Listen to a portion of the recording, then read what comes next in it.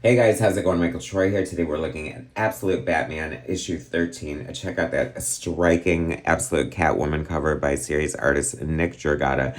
Cannot wait to share it with you. Subscribe to my channel if you haven't already. Hit that like button and let's get right into it. How do they make these covers look like they're glowing? It is so beautiful. I'm so jealous. This is like one of the most perfect comic books. I absolutely love it.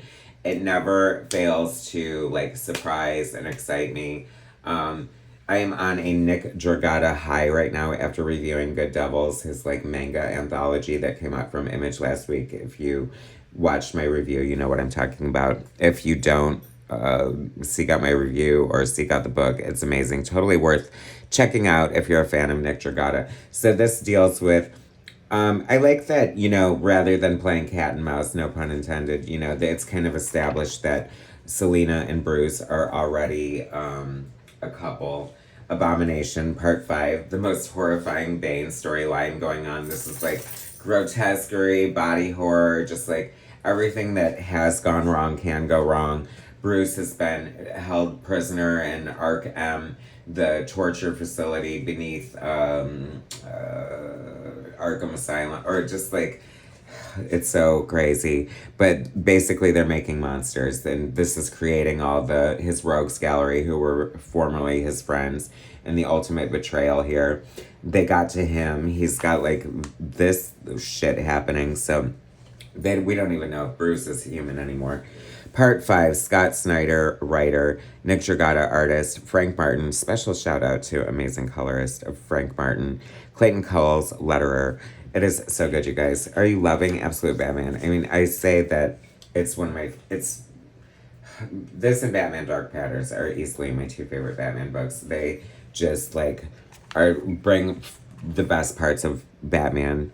Me and my friend Sam were like kind of on the fence about the Catwoman design with a fishbowl head, and I said, I'm gonna wait until I see it in action because I think the rule, especially with Absolute Batman, has been do not judge a book by its cover. When it makes its debut in the comic book, it's not what you think, and it's always amazing, and it was. Love her giving the smackdown to the morally questionable Alfred here. It's so weird because this really blurs the lines between good and evil. You see his rogues gallery in a different light. You kind of see him in a different light. There's a lot of sinister things happening in this dark world of Absolute Batman. Like what is going on? Like, he has access to like the Bane venom due to the whatever they did to him. Great homage to Dark Knight Returns there. Don't yell thing, the Frank Miller. There's so many beautiful images in here that are definitely setting the future of the bad mythos for sure. The Red Hood gang love it. Spoilers, he's going to enlist the help of the Red Hood gang. They're not super interested. Batman has been wreaking havoc and like causing shenanigans and whatnot. And then we find out that the leader of the Red Hood gang, spoilers if you don't want to know, because this is a major, major introduction that I did not see coming. See, this Catwoman rocks, like, especially when you see a panel like that and the whiskers are almost like mimed with the shadowing there. That looks so cool. I'll take this Catwoman 100%. Her tail whip thing is so weird and wonderful. And then we get to meet the leader of the Red Hood. Spoilers, Harley Quinn. How freaking cool is that? I love that they're like, the Red Hood gang is like red hoodies and just like, it I love it. Okay, Batman Hush 2 coming. Tush. The worst logo ever. Right there, guys. In case you were wondering. Alright, what else? So Bane is trying to get out of his contract and like have Batman be his replacement.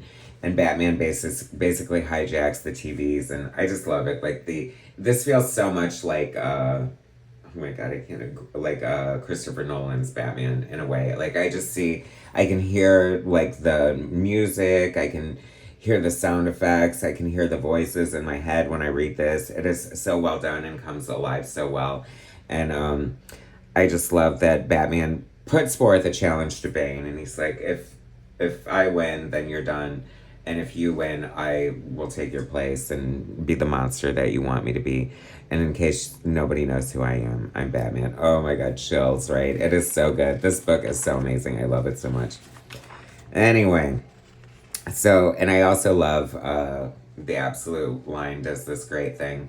Although I guess it's a common storytelling device of just like showing, you know, things in the past that are shaping the events of the present and the future, and it's fun. Selena, like he wants her to. I think that like he's brought so much horror to the rest of his friends. He's trying to keep Selena out of the mix, so he's purposely like trying to push her away, and eventually he does. And we're just left like next the final showdown, issue 14. Cannot wait for it. And then like this killer Croc is just like crazy, like look how cool that is.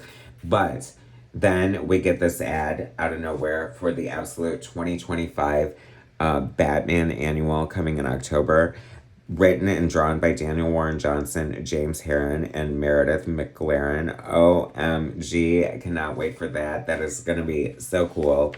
What a present. And then, furthermore, to look to Batman Deadpool by Grant Morrison and Dan Mora. I'm there, y'all. It's a good time to be a comic book fan, especially DC Comics have been killing it, yo. Anyway, thanks for watching, guys. Subscribe to my channel if you haven't already. Hit that like button, and I will bring you more soon.